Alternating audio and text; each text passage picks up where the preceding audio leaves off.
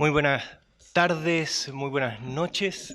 En nombre de la Escuela de Sociología de la Universidad Andrés Bello, les doy a todos una cordial bienvenida a esta clase del semestre.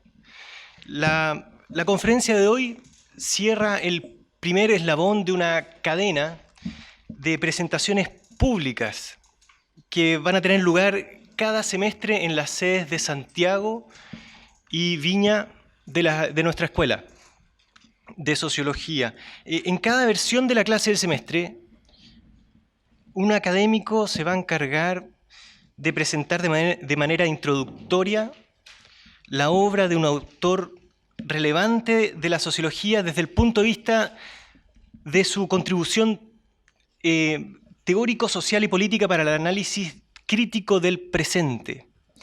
La sesión de hoy tiene por objeto la obra de Pierre Bourdieu como teoría social y política actual. Estará a cargo la profesora doctora Estefanía Lenda, directora de nuestra Escuela de Sociología en la Universidad de Andrés Bello. Desde ya los dejo invitados a la segunda sesión, la del semestre entrante, que va a tener lugar, anoten, el jueves 29 de agosto en Viña. En esa sesión el profesor doctor Aldo Mascareño va a presentar la obra de Niklas Luhmann desde un punto de vista similar, o a la luz de la misma pregunta. Esta es sin duda una dupla interesante para iniciar este ciclo de charlas, Bourdieu y Luhmann. Estos dos autores son claramente actores relevantes, importantes en el escenario de la teoría sociológica, pero interesantemente son dos autores que prácticamente se ignoraban mutuamente. Que yo conozca, las referencias de Luhmann a la obra de Bourdieu están en notas a pie de página, y viceversa, solo en entrevistas, igualmente, alguna referencia escondida. Entonces, no son autores que dialoguen abiertamente entre sí, ni que entren en discusión abierta, y sin embargo son autores que son puestos sistemáticamente en diálogo en el contexto de la disciplina aquí en Chile. Es muy común escuchar la comparación o el intento de comparación sistemática entre estos dos autores acá, por algún truco del destino. Eso a mí me parece ya razón suficiente para comenzar esta serie de charlas, de conferencias con estos dos autores, importantes autores de la teoría sociológica contemporánea. Quiero agradecer a todos ustedes su presencia y quiero agradecer también a los organizadores de este evento, al Laboratorio de Teoría Social y Política, al Centro de Análisis de Investigación Política, CAIP, y a mis colegas de la Escuela de Sociología de la Universidad de Andrés Bello, sobre todo a Mauro Basaure y Estefanía Lenda, que han estado a la cabecera de la organización de este evento. Corresponde mencionar que la clase de semestre cuenta también con el patrocinio del Goethe Institut de Santiago. Por último, les pido que apaguen o silencien sus celulares. Muchas gracias.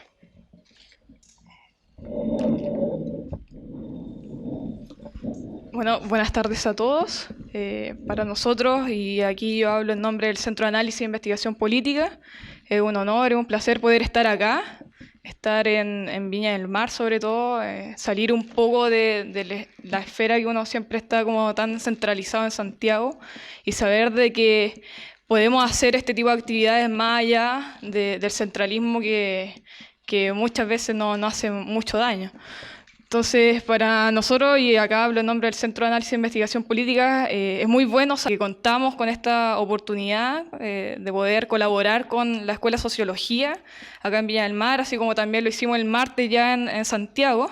Y también como es nuestro propósito y nuestro fin, siempre en todas las actividades que nosotros hacemos, es siempre dirigirlo hacia un espectro que incluye a los estudiantes, sobre todo estudiantes de pregrado, y en ese sentido es muy grato ver a muchos estudiantes de pregrado dentro del público, y también que puedan hacerse partícipes también de esta instancia.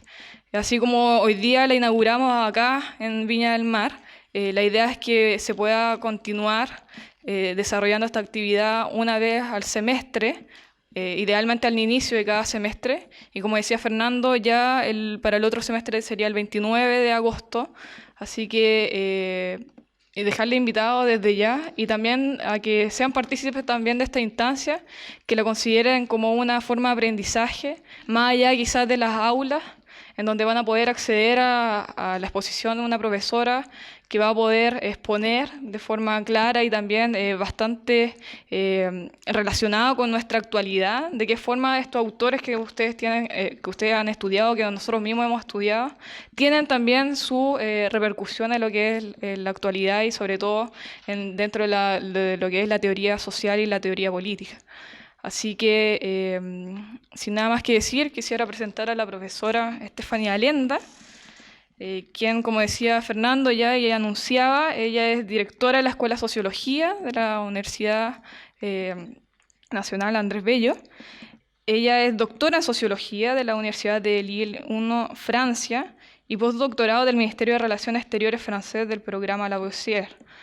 También es magíster en Sociología de la Escuela de Altos Estudios en Ciencias Sociales. Así que dejemos invitada a Stephanie acá que pase a exponer su clase, y de ahí vamos a dejar abierta un espacio para que ustedes también puedan ir preparando sus preguntas para que al final de la clase puedan realizárselas a ella. Así que eso. Muchas gracias.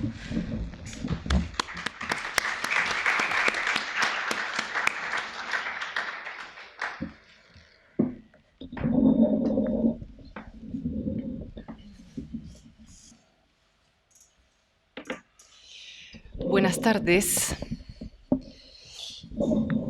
Es para mí un honor esta tarde inaugurar este ciclo anual de conferencias o de clases semestrales con Pierre Bourdieu, esta vez en Viña del Mar. ¿Quién mejor que Bourdieu para sintonizar con el espíritu de esta iniciativa conjunta de la Escuela de Sociología de nuestra universidad, del CAIP y del Laboratorio de Teoría Social y Política? Esta clase fue pensada sin la idea de encerrar a Bourdieu en el comentario académico, pues eso de partida hubiera significado reproducir los mecanismos de exclusión que él mismo combatía, estableciendo una línea de demarcación entre quienes pueden legítimamente hablar de su sociología, los especialistas, y hoy día yo, en este papel, que me queda grande definitivamente, y por otro los profanos, los no habilitados a hacerlo, los incompetentes, los culturalmente ilegítimos. Fiel al espíritu de estas clases semestrales, se trata aquí de abrir este pensamiento a todos los interesados por la dimensión política de sus escritos, con la meta de interrogar la actualidad del pensamiento, repasar y discutir también algunos de sus conceptos, dando a su producción sociológica un sentido práctico, vale decir, haciendo vivir los textos más allá de su lectura en la realidad sociopolítica chilena y a través del debate posterior que tendremos. A principios del 2012, 10 años después de su muerte, el periódico Le Monde dedicaba al sociólogo un dossier donde se recalcaba la actualidad de su pensamiento, cuyos conceptos como la reproducción social, la violencia simbólica, el capital cultural, forman parte de la caja de herramientas de cualquier estudiante en sociología. Estamos, en efecto, hablando del sociólogo más leído y comentado, no solamente en Francia, sino también en el mundo, y según el ranking del Institute of Scientific Information de Thomson Reuters, que realiza un inventario del número de citas en publicaciones académicas, se trata del segundo autor más citado en el mundo, después de Michel Foucault, y antes de Jacques Derrida. En palabras del sociólogo Loïc Wacquant, quien fue alumno de Bourdieu y es actualmente profesor en la Universidad de California, Berkeley, Bourdieu pasó a ser el nombre de una empresa colectiva de investigación que atraviesa las fronteras de las disciplinas y de los países. Esta frase da cuenta de la enorme difusión de su obra y del entusiasmo que ésta suscitó, no solo de parte de los sociólogos, sino también de parte de los historiadores. Recordemos el diálogo con Chartier, los filósofos, representantes, por ejemplo, de la teoría crítica, como Axel Honneth, o políticos, o politólogos, mejor dicho. La Escuela de Ciencia Política francesa es particularmente influenciada por este pensador. Esta actualidad, incluso este revival de Pierre Bourdieu, se debe también a la actualidad de su teoría social, de sus hipótesis, conceptos y esquemas producidos sobre el sistema educacional, sobre las clases sociales, la cultura, el campo político, los cuales, al develar las formas de dominación y de exclusión, sintonizan con una gran diversidad de realidades empíricas. Lo que me propongo en esta clase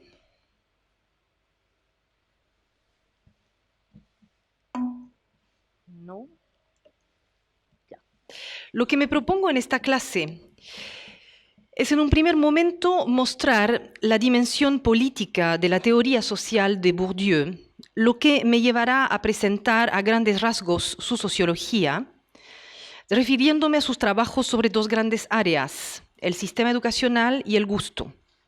En una segunda parte me interesaré por la parte de la sociología de Bourdieu dedicada a la comprensión de lo político, poniendo en evidencia la ausencia en ella de una teoría política consecuente.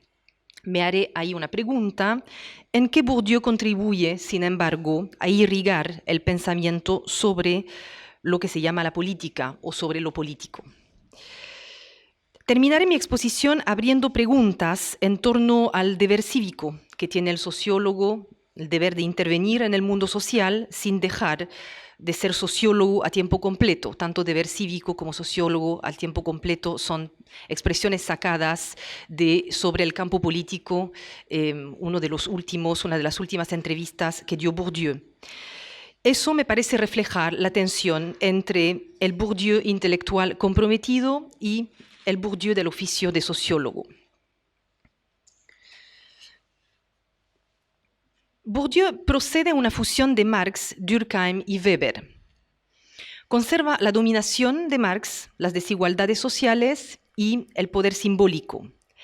Está atento a las clases sociales y a la importancia de las propiedades sociales de los individuos. Ocupa también mucho la metáfora del juego para explicar el mundo social. El mundo es así un juego cuyas reglas son impuestas arbitrariamente por los dominantes. Detrás de la diversidad de los temas tratados, la literatura, el arte, la ciencia, el periodismo, las élites, el modelo de análisis se mantiene igual, más o menos, como en todas las grandes teorías. El juego social, independientemente de dónde se ejerce, vale decir, cualquiera sea el campo en el que se observa, descansa siempre en mecanismos estructurales de competencia y de dominación.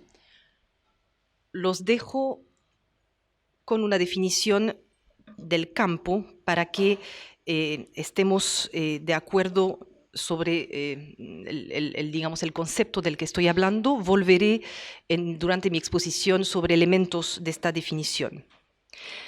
Estos mecanismos de dominación forman parte de la socialización misma de los individuos, quienes los reproducen inconscientemente.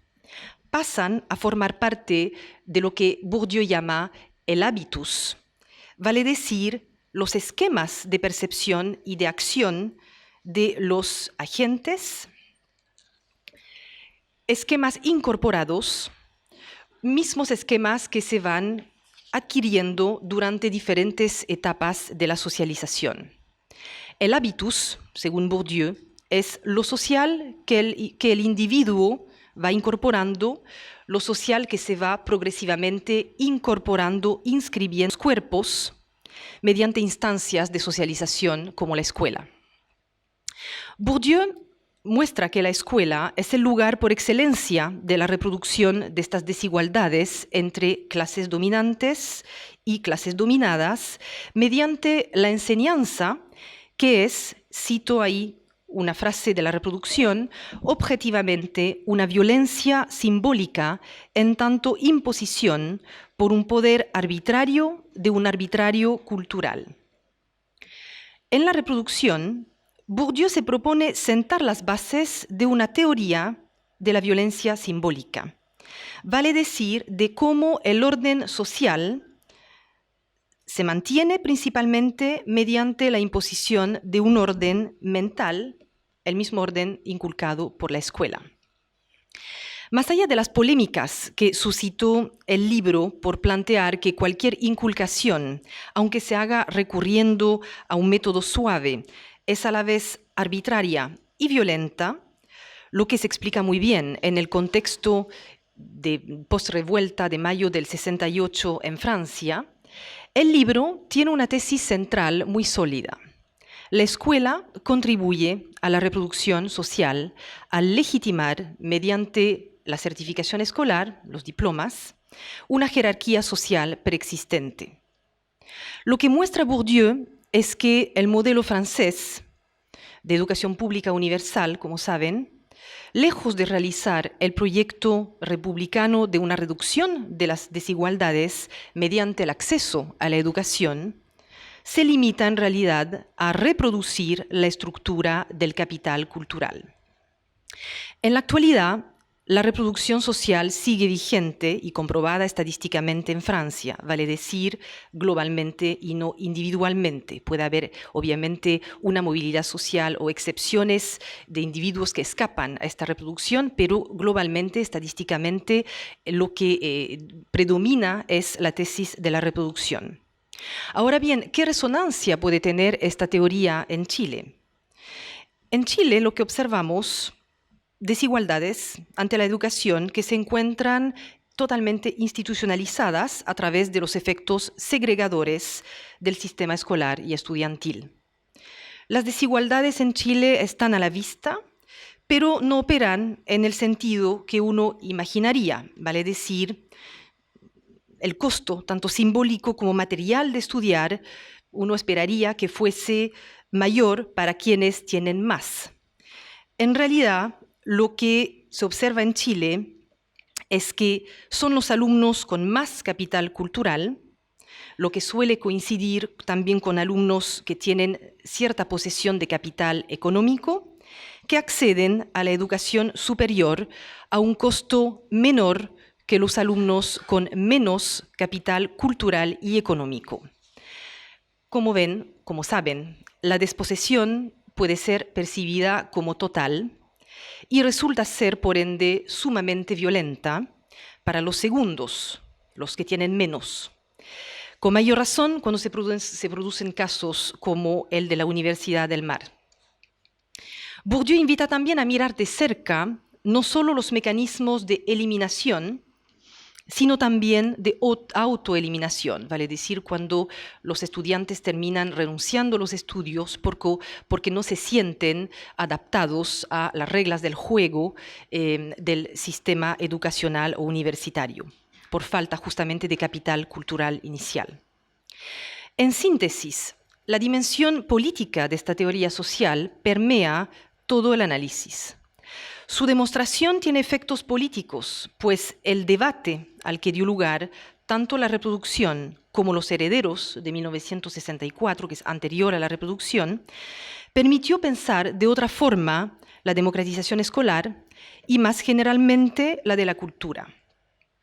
Pero sobre todo, Bourdieu da a entender que toda organización social es violencia, que toda educación es mentira, que toda cultura es una coartada.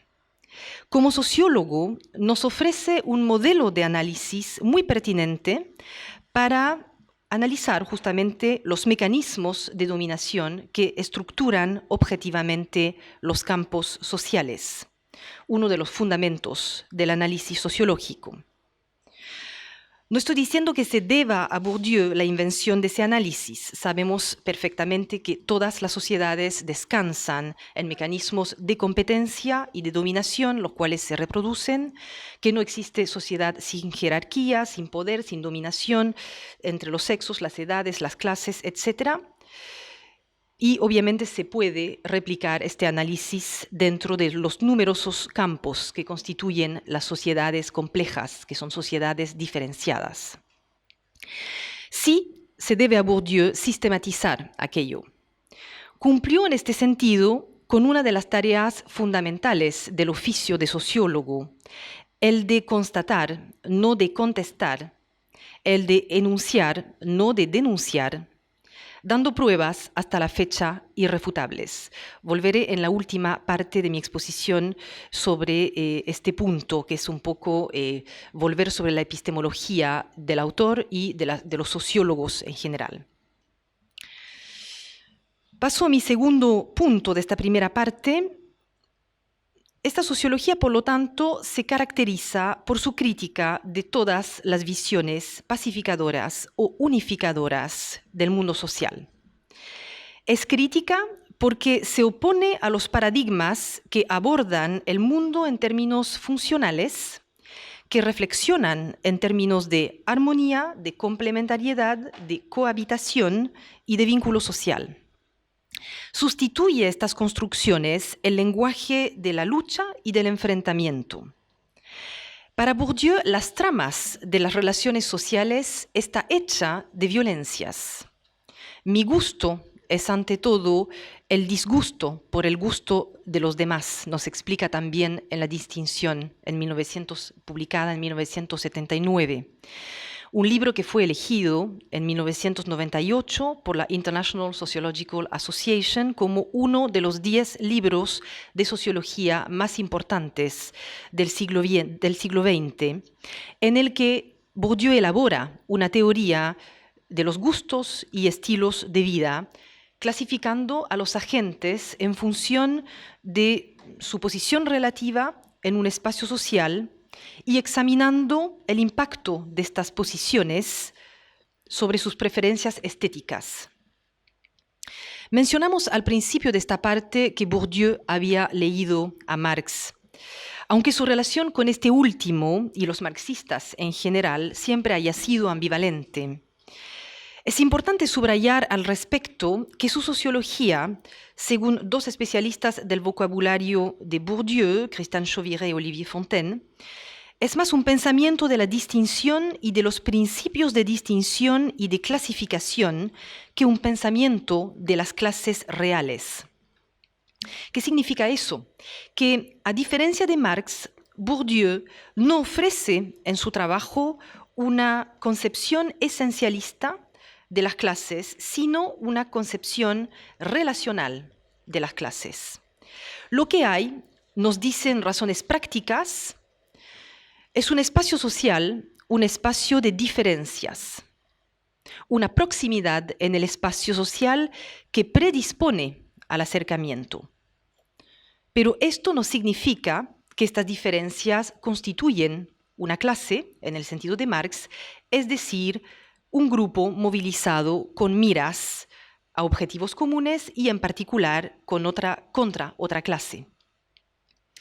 Es solo el trabajo político de movilización, solo el trabajo político de construcción de clases, lo que puede contribuir a hacer advenir clases reales, entre comillas, la expresión es de Bourdieu, pero eso pasa, nos dice Bourdieu, por una lucha de clasificaciones para imponer una visión del mundo social o por una lucha de distinción de las fracciones de clases. ¿Qué significa eso concretamente? Optar por atenderse en la Clínica Las Condes en Santiago, de repente acá les hace menos sentido, tendría que buscar ejemplos más locales, atenderse en una de las clínicas más caras de Santiago, pagando mucho más que en otras clínicas ya caras, solamente para distinguirse y sentir que uno puede pagar. Eso es un tipo de distinción que se puede establecer entre fracciones de clases. Otro ejemplo, el caso de los migrantes, por ejemplo, cuando se alejan de su identidad rural para vivir en la ciudad, cambian de estatus socioeconómico, adquieren otro estatus, aquello se va a reflejar en sus cuerpos, en su vestimenta, en su forma de hablar, empiezan a emerger subculturas, nuevos códigos de distinción, identidades barriales distintivas, etc. Eso es la lucha de clasificación que se juega, que es una lucha a menudo no violenta, pero que no deja de reproducir cierta estratificación o cierta distinción entre clases o fracciones de clases sociales. Esta lucha de clasificación, que a partir de la distinción se sustituye en su sociología a la noción de lucha de clases, es una lucha mucho más permanente y general, que pone en juego la jerarquía simbólica, eso es muy importante, la jerarquía simbólica entre los grupos sociales. Llegamos así a la segunda parte de mi exposición, pues la concepción original que Bourdieu tiene de la lucha de clases está relacionada con su visión de lo político y del poder simbólico. Pretendo mostrarles ahora que la teoría social de Bourdieu, que tiene una dimensión fuertemente subversiva debido a su enfoque particular sobre el mundo social, pero también a su capacidad de develar y ofrecer un análisis sistemático de los mecanismos de dominación que estructuran objetivamente los campos sociales. Esta teoría social no es una teoría política, pero sí ofrece herramientas conceptuales y epistemológicas muy valiosas para pensar lo político desde la sociología. Es posible fundar una ciencia de lo político a partir de las teorías de Pierre Bourdieu. Con esta pregunta entro en la segunda parte de mi exposición. Primero nos podemos preguntar en qué momento Bourdieu empieza a escribir explícitamente sobre lo político. Ahí hay dos artículos claves. El primero, publicado en 1973, que es La opinión pública no existe, y el artículo que sale en 1977, que es Cuestiones de política. En estos dos artículos encontramos como las primeras manifestaciones del interés de Bourdieu por la política. En Cuestiones de política, Bourdieu habla de la ciencia política como de una mistificación o pseudociencia que solo busca legitimar el conocimiento práctico de los profesionales de la política, recurriendo a técnicas racionales como el sondeo de opinión.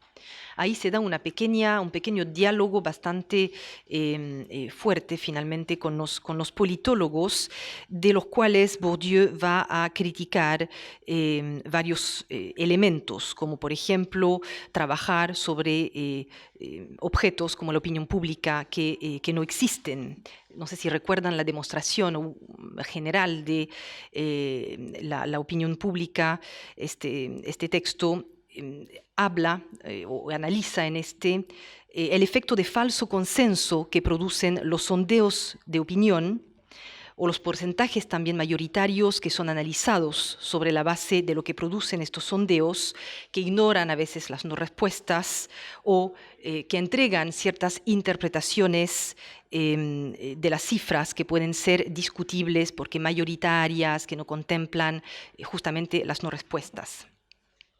En pocas palabras, podemos decir que Bourdieu en estos textos va a reprochar a los politólogos no hacerse las preguntas pertinentes que tienen que ver con analizar las condiciones sociales de la producción y recepción del mensaje político, o también, como escribe en Cuestiones de política, considerando la movilización como una acción propiamente política.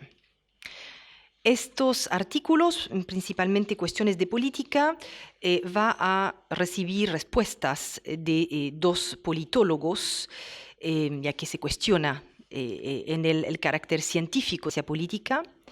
Y estos dos politólogos franceses le van a devolver la segunda pregunta en un artículo publicado en la revista francesa de ciencia política. ¿Es posible fundar una ciencia de lo político a partir de las teorías de Pierre Bourdieu? Ya que Bourdieu atacaba a los politólogos, ellos le devolvieron esta pregunta. Más allá de la dimensión epistemológica relativa a la construcción del objeto que contiene este artículo, los dos autores dan tres argumentos que anulan, según ellos, esa posibilidad. Voy a examinar sucesivamente estos tres argumentos, cuestionándolos y actualizándolos a veces, pues el texto al que me refiero de estos dos politólogos fue publicado en 1980. Estos dos politólogos se llaman Yves Schmeil y Frédéric Bon. Primero, Schmeil y Bon destacan el hecho de que al poner la violencia simbólica al centro de las prácticas sociales, Bourdieu termina olvidando el papel de la violencia física, de las instituciones que regulan su utilización y por ende tiende a eliminar la especificidad de lo político como organización del ejercicio de la violencia legítima. Según ellos, la sociología política de Bourdieu ignora la imposición del orden, la policía, el ejército, la justicia y las cárceles.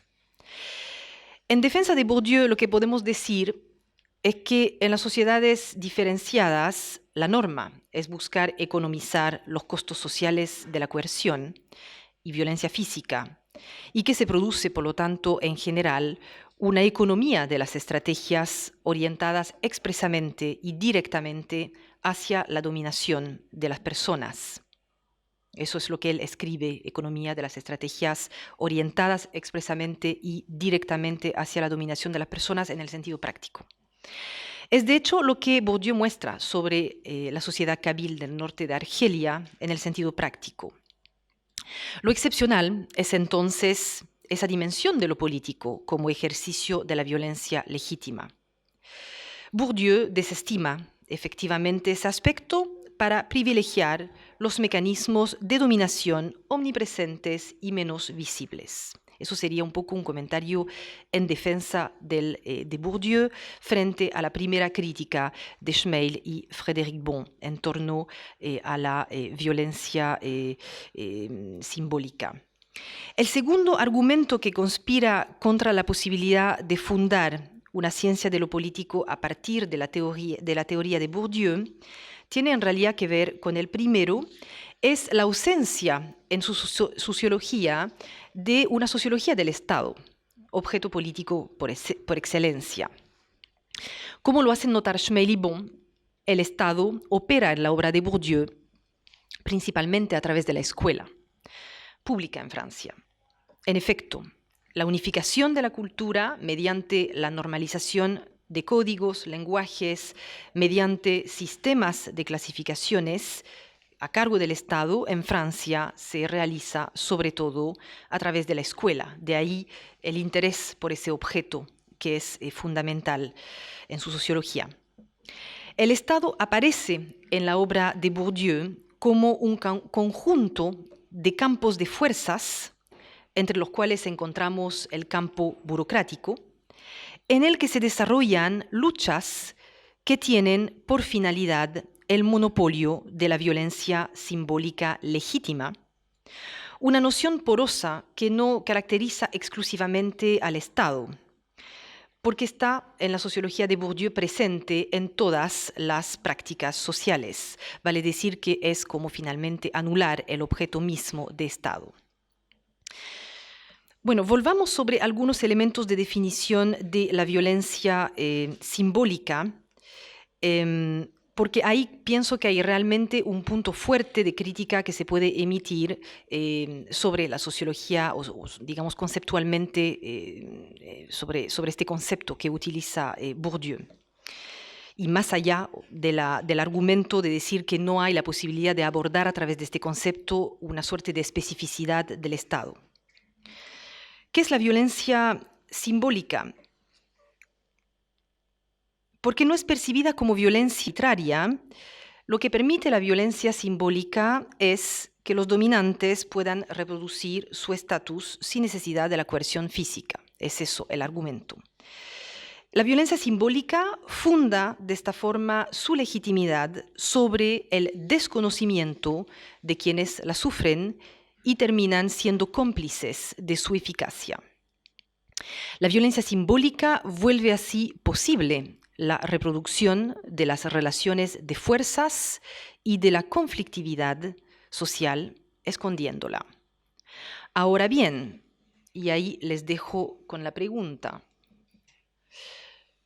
¿cómo distinguir un comportamiento que se da bajo la presión de la violencia simbólica de uno que sería libre?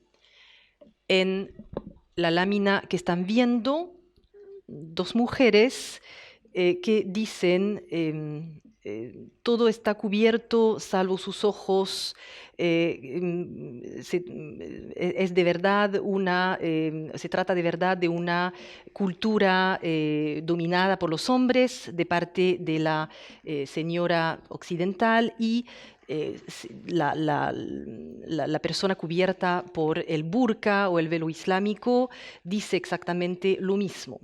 Ahí lo que uno puede preguntarse justamente es sobre la validez de este concepto de violencia simbólica en la medida finalmente en que termina siendo una finalmente decisión libre tanto el uso del velo o del velo islámico como finalmente de este aspecto que refleja para la otra digamos una dimensión de la dominación masculina.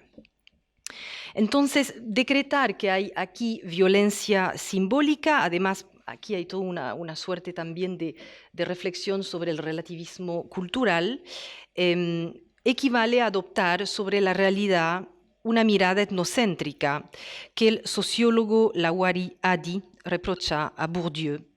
Por lo tanto, esta noción de violencia simbólica, uno, es criticable, dos, no permite así delimitar o darle una especificidad a lo político. Tercer argumento que dan estos autores va mucho más ahí dirigido a la noción de campo político. Ambos politólogos van a cuestionar las múltiples definiciones y por ende cierta ambigüedad de la noción de campo político que está al centro de la sociología política de Bourdieu. ¿Qué es un campo? Ya vieron una primera definición.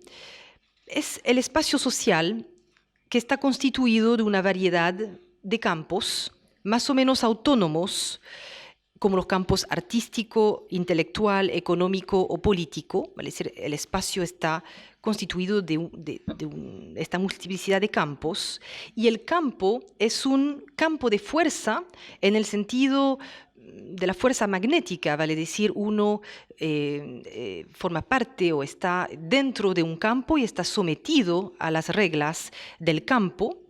Y en este campo los agentes se desenvuelven, son agentes dotados de hábitos y en competencia para obtener capitales específicos. Los agentes centrales en los campos son quienes poseen el mayor capital pertinente al interior de cada campo. Ya hemos visto que las posiciones siempre eran relativas y temporales.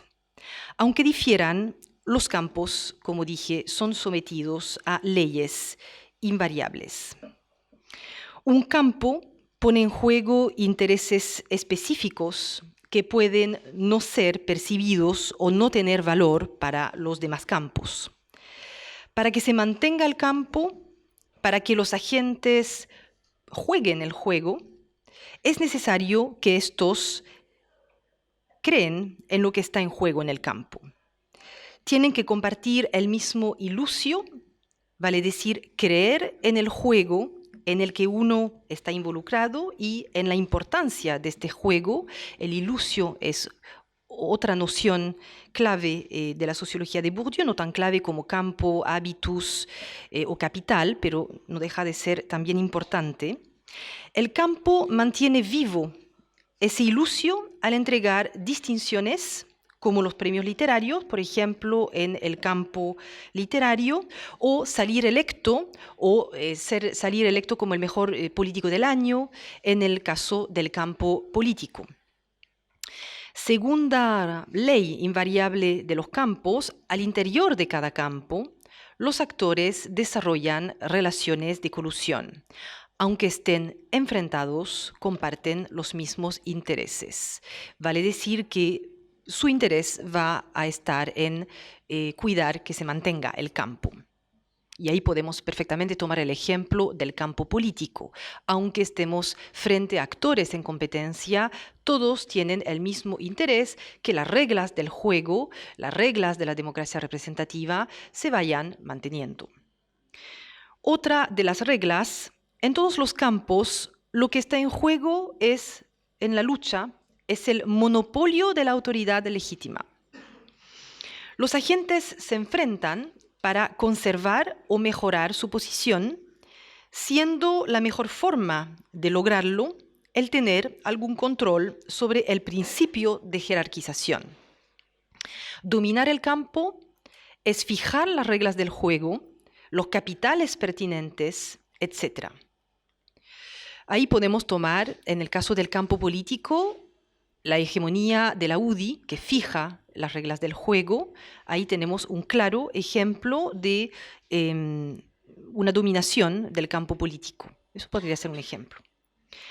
Respecto al campo político propiamente tal, Bourdieu escribe en Sobre el campo político, publicado en 2000, que es una larga entrevista de Bourdieu, que el campo es una suerte de mundo separado, de mundo aparte, cerrado sobre sí mismo y bastante independiente de lo que pasa fuera de él. Y es en este pequeño mundo, este microcosmo, lo define como un microcosmo, que se juega un juego muy particular en el que se engendran intereses particulares. Y creo que es la cosa más importante.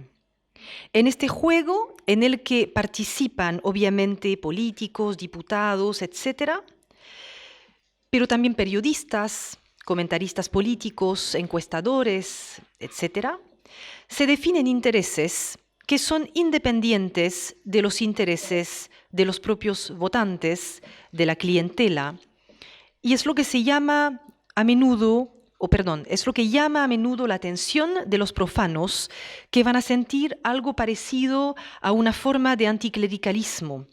Sospechan a los políticos de responder a intereses ligados al microcosmo político, mucho más que a los intereses de los votantes, de los ciudadanos.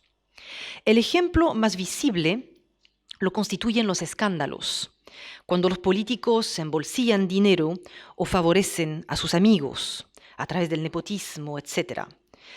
Se ve muy bien que existen intereses ligados al juego político. Para terminar sobre este punto, hay problemas que se engendran en el juego político. Una parte muy importante de los problemas que se nos presentan como problemas políticos importantes son problemas importantes para los políticos, en particular porque les permiten hacer diferencias entre ellos. Son los problemas de tendencias partidistas. El ejemplo más típico es el famoso Congreso de Rennes del Partido Socialista francés, del que nunca nadie entendió lo que estaba en juego fuera de los intereses políticos más directos de los jefes de tendencias. La cita es un poco larga, pero me pareció particularmente esclarecedora de la noción de campo político. Lógica de campo cuando políticos solo parecen responder a los intereses propios de un microcosmo que aparece cada vez más lejano a la ciudadanía. Agudización de esta percepción cuando se dan casos de conflictos de intereses que pueden vincular el campo político con el campo económico. Efecto de campo también cuando los políticos inventan lo que puede aparecer a la ciudadanía como asuntos que solo sirven para marcar diferencias entre ellos. Podríamos tomar como ejemplo aquí el caso de las primarias, tanto la alianza como la concertación. Podríamos plantear la hipótesis de que las primarias, que son supuestamente un avance para la participación política, producen exactamente lo contrario, refuerzan el distanciamiento con la política. Cabe, sin embargo, reconocer que la noción de campo, mucho menos discutible, sin lugar a dudas, que la de violencia simbólica, al menos en mi opinión, pero discutible también, dio lugar a debates más recientes que el artículo de Schmeil y Bon. Una pregunta que nos podríamos hacer: ¿toda esfera social constituida corresponde a un campo? ¿Cuáles deben ser las condiciones reunidas para que un individuo se inscriba en un campo cuando su implicación en un campo es solamente puntual? Como por ejemplo, si yo soy deportista, ¿me inscribo en el campo del deporte? Pregunta. Una de las posibles respuestas, aunque parcial, a estas preguntas es que la construcción del campo es un trabajo empírico. Las fronteras del campo se delimitan al poner en evidencia cuáles son los capitales pertinentes.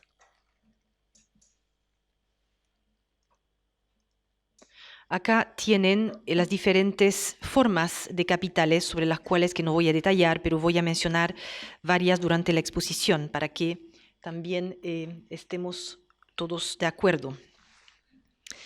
Entonces, volver a los capitales pertinentes.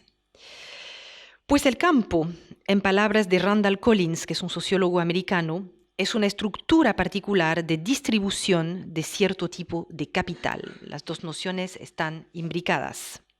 El capital puede consistir en tener autoridad universitaria, prestigio intelectual, poder político, fuerza física.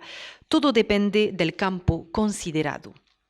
Ahí es una cita de Bourdieu que menciona este sociólogo en un texto de 1976 llamado La censura.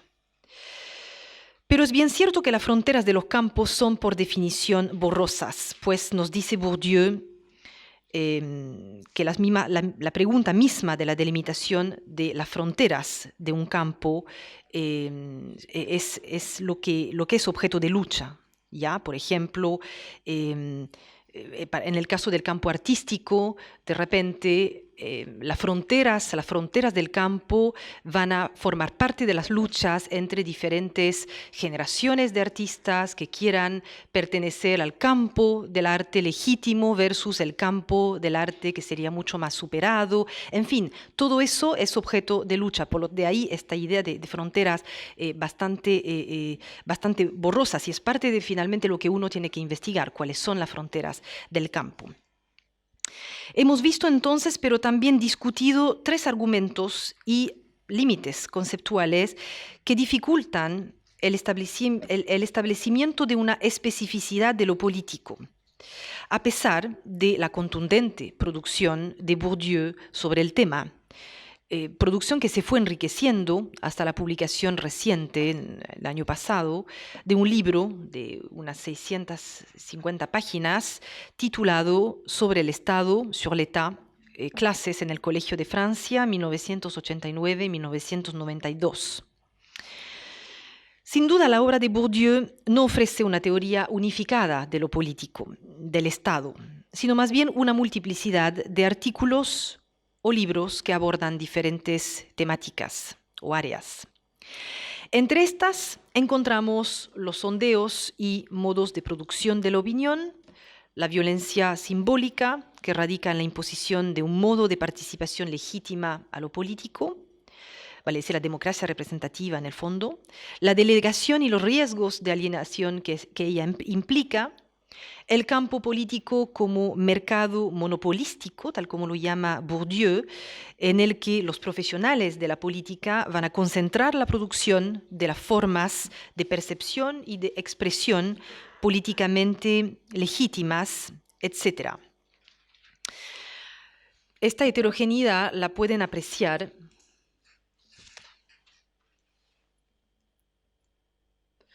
en la bibliografía que estuve separando por áreas temáticas y que tiene que ver con la sociología política de Bourdieu. Hay como un set de textos publicados, primero en artículos en la revista Actes de la Recherche en Sciences Sociales, que es la revista de Bourdieu, fundada en 1975.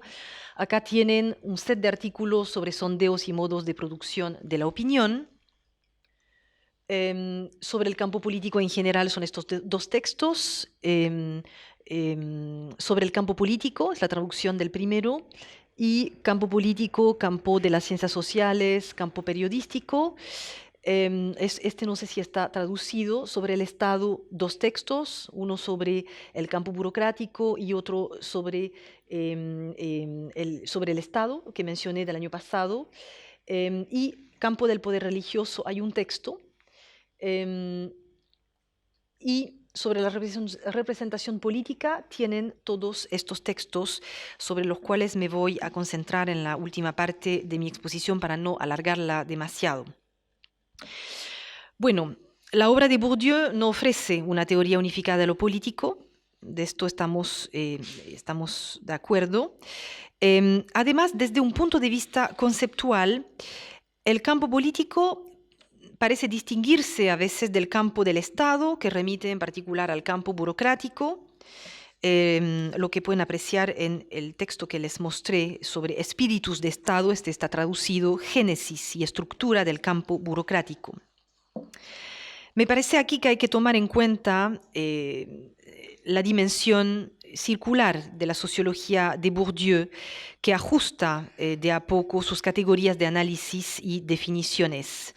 Vale decir que ahí sí conceptualmente hay conceptos cuyas fronteras son borrosas y son de repente voluntariamente borrosas, volveremos sobre este punto, pero hay también un pensamiento que tiende a volver sobre lo mismo. Finalmente publica Los herederos, luego publica La reproducción, que es una versión mucho más sofisticada de Los herederos.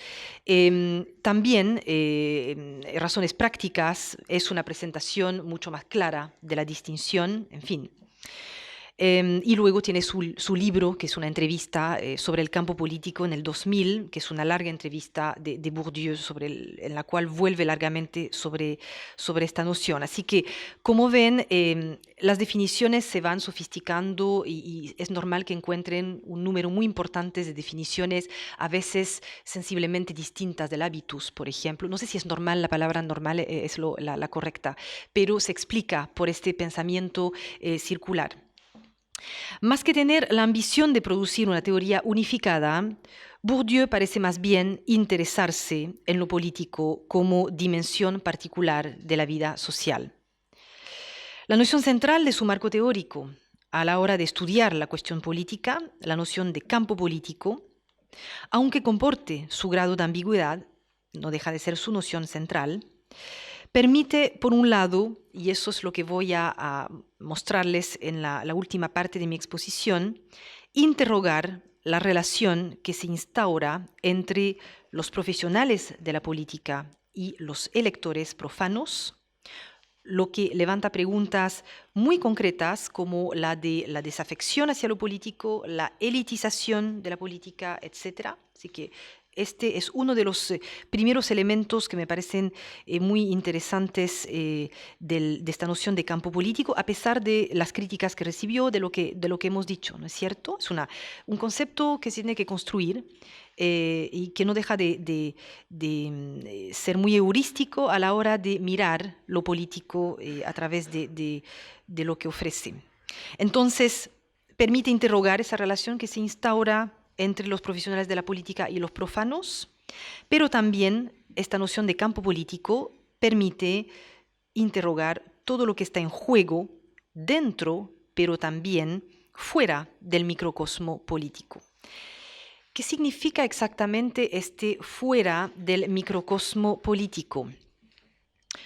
La necesidad, cuando uno estudia la política o lo político, de interesarse por los conflictos entre los grupos, por las relaciones entre propietarios y no propietarios, que pueden tener un impacto político, sobre interesarse también por los grandes cambios que pueden afectar las creencias y las prácticas de los individuos, Por ejemplo, si tomamos el caso chileno, en que los cambios de la Iglesia chilena en torno al Concilio Vaticano II de 1959, cuando se empieza a producir una inflexión de la Iglesia hacia la lucha de clases, la doctrina social de la Iglesia ahí se inclina hacia la lucha de clases, ¿cómo esto tuvo impacto sobre la derecha chilena? Ahí hay efectos que están fuera del campo político, pero que tienen efectos políticos.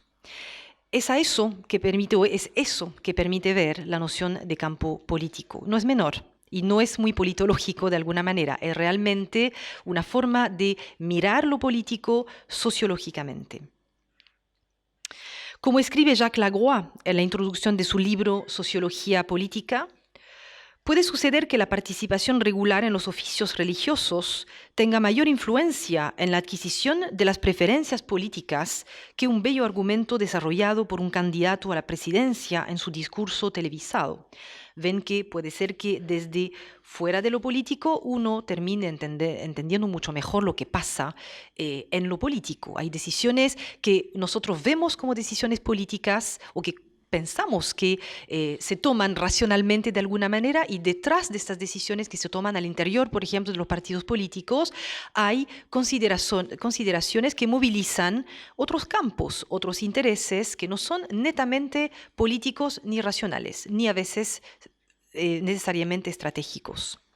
Es a eso que apunta, o es eso lo que permite ver la noción de campo político. Y eso es lo que significa, lo que está fuera del microcosmo político. Lo que voy a mostrar a continuación es que de la noción de campo se van a desprender nuevas luces para entender lo político, y voy a ilustrar mi argumento haciendo referencia a lo que Bourdieu escribió sobre la representación y la delegación. Vale decir, esta parte de la bibliografía. Como hemos visto, la sociología de Bourdieu es una sociología del conflicto y de la dominación que inscribe lo político en relaciones de dominación simbólica.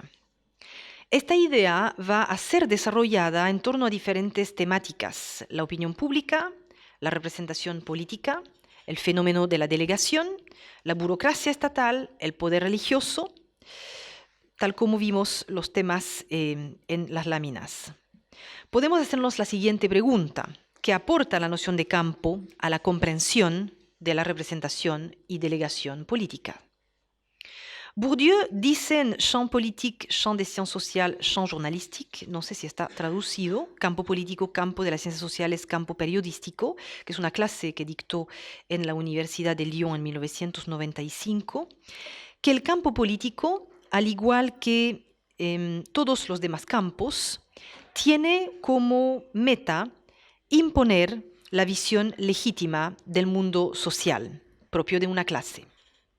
Es en este punto comparable al campo religioso, pues tiende a concentrar, nos dice Bourdieu, cito, el acceso a los medios de manipulación legítima de la visión del mundo. ¿Cómo entender esa manipulación? En el sentido de que la visión del mundo social que entrega el campo político descansa no solo en criterios de veracidad, sino también y sobre todo en su capacidad de movilizar a quienes se reconocen en él, vale decir en su representatividad. Aquello se realiza mediante el discurso político que concurre a dar al grupo la conciencia de objetivos comunes en torno de los cuales se pueden movilizar, vale decir, pasar de la clase en sí a la clase para sí, en palabras de Marx. Pues en efecto, aunque estén en su mayoría excluidas del campo de la producción ideológica legítima, las clases populares, debido a su existencia problemática y a sus luchas, intervienen también en la definición de los problemas políticos. Si bien el campo político comparte las ciencias sociales el desafío de imponer una visión del mundo, esta no debe su validación a la fuerza intrínseca de su verdad, sino a la fuerza del número de quienes la consideran como verdadera y se movilizan en torno a ella. Mientras el campo de las ciencias sociales pretende producir una representación científica del mundo social e ideas verdaderas, en el campo político el campo político está principalmente regido por las ideas fuerza, que son instrumentos de representación del mundo social. El juicio político, en ese sentido, es un juicio performativo que pasa a ser verdadero en la medida en que el que lo pronuncia es capaz de volverlo históricamente verdadero al movilizar fuerzas capaces de hacerlo advenir. Todo aquello hace, nos dice Bourdieu, que la autonomía del campo político sea relativa, lo que Bourdieu nos explica en la representación política de 1981, pues en él la fuerza de cada agente depende en realidad de la fuerza que es capaz de movilizar fuera del campo. Bourdieu habla ahí de capital político para plasmar esta capacidad de movilización del notable local, por ejemplo, o del delegado de alguna organización. Hay estas dos dimensiones del capital político. La representación se caracteriza de esta forma por su doble juego, por un lado de los profesionales de la política que van a servir sus propios intereses, pero también los intereses de las luchas externas. Se sirven también sirviéndolos, explica o escribe Bourdieu.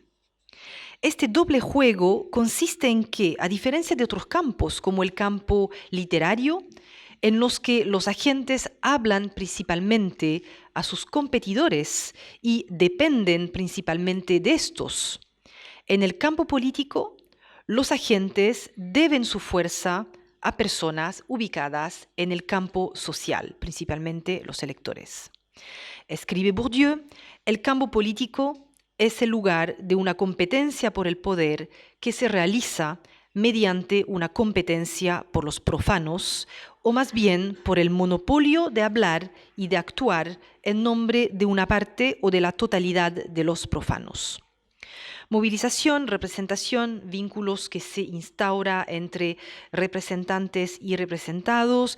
Vemos aquí que las fronteras entre campos político y social resultan de una construcción a la vez institucional, depende concretamente de instituciones políticas como son los partidos políticos, pero también una construcción de tipo pragmática que radica en movilizar en un espacio organizado en dos polos, izquierda-derecha, que va a descansar ese espacio como cualquier campo en un juego de oposiciones y distinciones. Bourdieu abre así pistas fructíferas para la investigación de estas fronteras entre campos. Por ejemplo, la noción de campo puede ser útil para pensar las interacciones múltiples entre partidos políticos y movimientos sociales.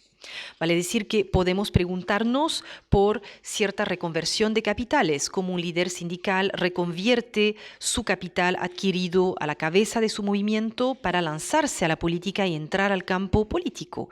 Tenemos ejemplos de por lo menos varios dirigentes estudiantiles que van a justamente dar el salto hacia la política. Este tipo de reconversión de capital y de interacción entre campo social y campo político es exactamente a eso a lo que me estoy refiriendo. Bourdieu extiende también su sociología de la dominación al análisis de los fenómenos de delegación de poder a los representantes. En el artículo La delegación y el fetichismo político de 1984, devela la paradoja según la cual un grupo no puede existir si no es delegando su poder a una persona. El grupo hace a la persona que habla en su lugar, pero al revés es también el portavoz quien da existencia al grupo. Es solo porque es representado simbólicamente por su mandatario que el grupo existe realmente y hace existir a su representante. Bourdieu escribe al respecto: siempre hay que arriesgar la alienación política para escapar a la alienación política. Los más desposeídos, por lo tanto, tienen dos opciones: callar o que alguien los represente o hable en su lugar. De ahí el carácter alienante de la delegación. Para el mandatario, pasar del yo al nosotros es presentado como un golpe de fuerza simbólico, ideas que inspiraron mucho al post-marxismo. Lo discutible en este artículo sobre delegación y fetichismo es que, o por lo menos me parece radicar, de nuevo en el uso de la noción de violencia simbólica. Según Bourdieu, la violencia simbólica ejercida por el representante, presentado como inconsciente de su impostura, supone el consentimiento ignorado como tal de los agentes. Alguien, el sociólogo, tiene de nuevo que destapar la violencia simbólica, ya que Bourdieu nos dice que si la usurpación y el doble juego funcionan, es que los intereses del mandatario y de los mandantes son a menudo coincidentes. Bueno, la crítica subyacente ahí va hacia la democracia representativa y a sus lógicas de dominación. ¿Cuál es la solución y la salida para escapar de este mundo de determinismos? ¿Qué nos propone la sociología de Pierre Bourdieu al respecto? En Describir y Prescribir, un artículo de 1981, en que Bourdieu describe una modalidad de la acción en la que el individuo puede conquistar su autonomía y escapar de los determinismos del mundo social, uno encuentra ciertas respuestas sobre una propuesta de salida de estos determinismos. En este artículo, la acción política es concebida como lo que busca transformar las representaciones del mundo social con el fin de actuar sobre este mundo. Es posible por dos razones, nos dice Bourdieu.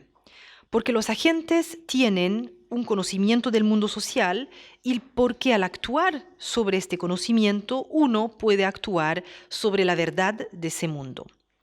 Se trata, por lo tanto, de una acción que busca hacer o deshacer los grupos y las acciones colectivas para transformar el mundo social. Transformar el mundo social, estamos hablando de construcción de identidad social, de construcción de un principio de clasificación capaz de establecer las propiedades comunes del grupo y borrar las diferencias, etc. Una lucha entre los herejes, siempre recurriendo a la metáfora religiosa, y la ortodoxia o visión dóxica del mundo. Esta postura es sin duda coherente con la crítica que el sociólogo hace a la profesionalización y clausura sobre sí mismo del campo político, pero también del voto, partidos políticos, de los portavoces, de todo lo que lleva a cuestionar los mecanismos de la alienación que operan a través del juego de la delegación y de la representación.